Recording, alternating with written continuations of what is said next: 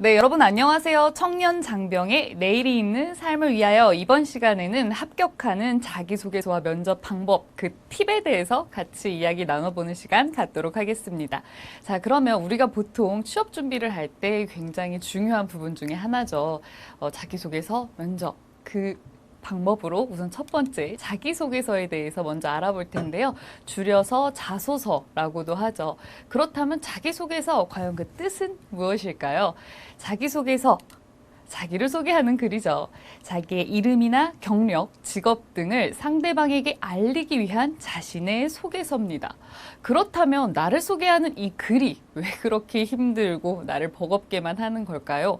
바로 우리가 이 점을 간과하기 때문인데요. 단순히 내 이야기만 하는 것이 아닌 부분이 있기 때문입니다. 자, 내가 하고 싶은 말과 그리고 내가 지원하고자 하는 조직, 회사가 듣고 싶어 하는 그 말, 그 중첩적인 부분을 하는 부분이 바로 그 자기소개서인데요. 자기소개서에서는 여러분들이 하고 싶어 하는 말을 일방적으로 내뱉거나 그들이 듣고 싶어 하는 말만 맹목적으로 하는 것이 아니라 내가 하고 싶은 말과 그리고 내가 지원하고자 하는 곳에서 듣고 싶어 하는 말, 그 가운데의 말로 메시지를 전합니다. 바로 이 설득 작업을 하는 건데요. 어떤 설득 작업이냐? 바로 제가 적합한 인재입니다. 라고 강하게 어필하는 부분이 필요하다라는 점입니다. 자, 그렇다면 이쯤에서 확인해 보면 정말 좋을 만한 꿀팁이죠. 인사 담당자들이 말하는 잘못 쓴 자기소개서는 어떤 것이 있을까요? 자, 한번 보겠습니다. 문장이 길고 산만해서 이해가 어려웠다는 점입니다. 정말 주어와 서술어가 안 끝나요. 한 문장, 두 문장, 세 문장 가도 안 끝나요. 그 말은 인사 담당자들이 글을 읽는 것을 굉장히 방해한다라는 점이죠. 자, 그 다음에는요. 회사에 대한 관심과 이해가 부족했다. 아무래도 이것은 컨트롤 C, 컨트롤 V 복사 붙여넣기를 하는 자소서에서 많이 나타나는 경향인데요. 이러다 보니까 다른 회사와 그러니까 모든 회사는 다 달라요. 그러다 보니까 이 회사 이야기를 저 회사에 쓰고 저 회사 이야기를 이 회사에 쓰고 이러다 보면 우리 회사에 대한 관심이 없구나라는 아쉬움을 인사 담당자들이 표출을 하는 부분이죠. 자, 그 다음에는 심지어 지원 기업과 직무를 잘못 쓴 케이스입니다. 이거는 정말 최악 중에 최악이라고 볼 수가 있겠는데요. 따라서 여러분들이 자기소개서를 물론 일부 차용을 해서 갖다 쓰시는 거야 뭐 여러분들이 알아서 이렇게 지혜롭게 쓰시겠지만 그런 차용해서 여러분들이 각색을 함에 있어서도 그런 직무나 기업명 이런 단어들, 워딩 같은 경우에는 여러분들이 잘 선택을 해주시는 게 중요하다라는 점입니다. 자, 그 다음에는요. 너무 진부한, 너무 뻔한 인상을 주는 단어를 많이 쓴다라는 겁니다. 성실한, 화목한 가정에서 태어나서 노력, 열정, 최선, 책임, 리더. 물론 이런 단어 굉장히 좋습니다. 하지만 중요한 점은요. 여러분들이 이러한 점이라는 단순한 이야기보단 내가 화목한, 내가 노력하는, 내가 성실한 그 근거 자료를 대는 것이 바로 자기소개서의 매력 포인트라고 보시면 되겠습니다. 자, 그렇다면 잘 쓴 자기소개서는 어떤 자기소개서일까요? 자, 인사 담당자들이 말하는 잘 쓴 자기소개서 한번 보겠습니다. 자, 입사하려는 의지가 높고 명확했다. 딱 자기소개서만 읽어봐도 와, 이 친구가 어떤 친구고 정말 면접을 통해서 얼굴 한번 보고 싶다라는 생각이 들 정도로 입사 의지를 확고하게 표현해준 자소서가 바로 잘된 자소서라고 보시면 되겠고요. 그 다음에 핵심만 간결하게 담았다. 아까 막 구구절절 막 구구절절 이야기 막 수다수다 하는 게 아니라 정말 나는 이러이러한 역량을 통해 이러이러한 능력이 있습니다. 이렇게 확실하게. 그리고 이러이러한 데이터베이스를 통해 나는 과거에 이러이러한 역량을 쌓았습니다. 명확하게 써주시는 게 좋다라는 부분이고요. 또한 회사 업계에 대한 이해가 높았다. 이거는 이 회사에서 쓰는 단어, 이 회사에서 트렌드를 이제 읽는 그런 눈을 가졌다라고도 볼 수가 있겠는데요. 회사와 업계에 대한 이해가 높았다는 이 부분만 봐도 이 친구가 얼마나 많이 준비했고 얼마나 우리 회사에 대한 관심이 많구나라는 부분을 확인할 수가 있기 때문에 인사 담당자들의 관전 포인트이기도 합니다. 자, 그 다음에 지원자 성격의 장단점과 개성이 잘 표현됐다라는 점이죠. 무엇보다도 좀 난해한 지원자들에게 조금 어려운 질문들에 있어서 지혜롭게 잘 답변했는지에 대한 부분에 대한 답이라고도 볼 수 있겠습니다. 자, 그렇다면 합격하는 자기소개 작성법 그 첫 번째 팁, 바로 성과 위주로 구체적으로 작성하라는 부분인데요. 우리가 보통 단순히 나 뭐 했어? 나 어떤 거 갖고 있어? 나 되게 책임감 강해, 나 되게 열정적이야 라고 이야기하는 것보다 내가 어떠어떠한 경험을 통해 어떠어떠한 성과를 냈고 이를 통해 어떠어떠한 역량을 배양했다, 이렇게 딱딱딱 정리해서 써주시는 것이 정말 좋습니다. 한 가지 예를 하나 들어볼게요. 동아리 활동에 대한 내용이죠.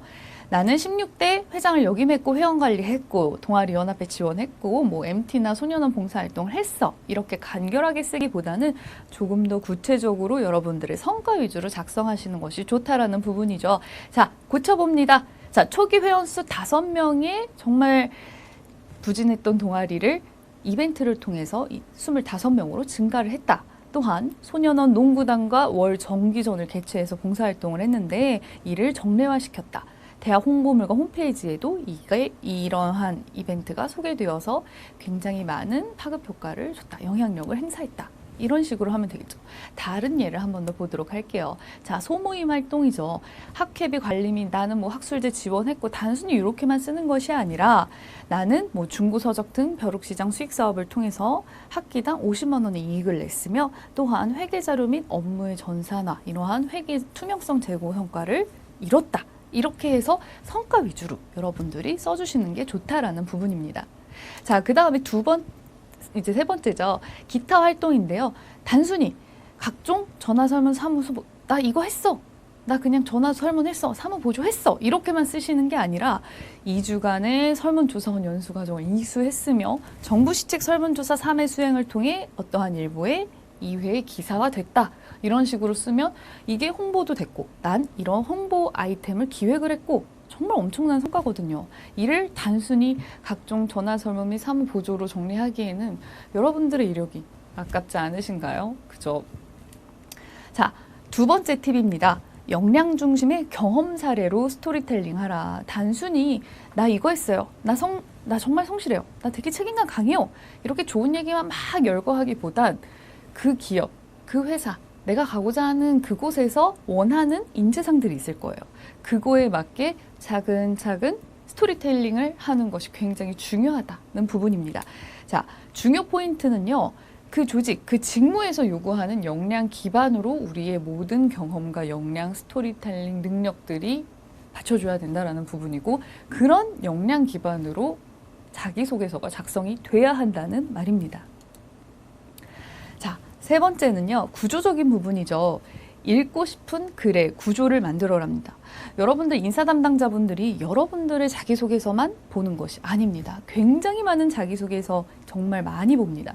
그렇다면 내 글을 읽고 싶게 만들고 쉽게 읽히게 만들고 그리고 잘 정돈해야 되겠죠.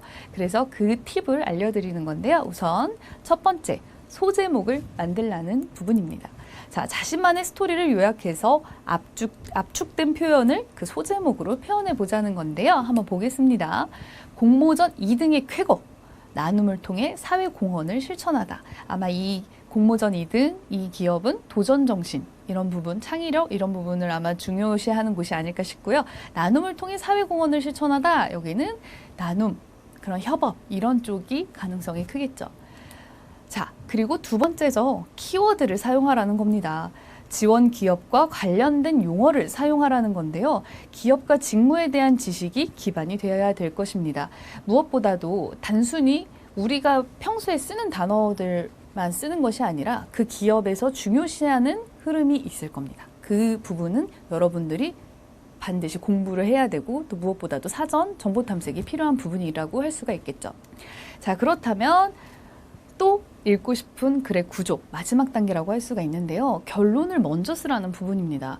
여러분들이 구구절절 아무리 많이 써도 결론이 뒷부분에 나오면 끝까지 읽기가 굉장히 힘든 글이 돼요. 제가 말씀드렸죠. 읽고 싶게 만들라고. 결론을 먼저 쓴 다음에 부가적인 데이터와 사례는 뒤쪽으로 두는 거죠.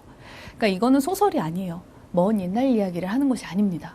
여러분들의 이력을 읽기 쉽게, 이해하기 쉽게 쓰는 것이 바로 자기소개서라는 점을 여러분들이 간과해서는 안 됩니다.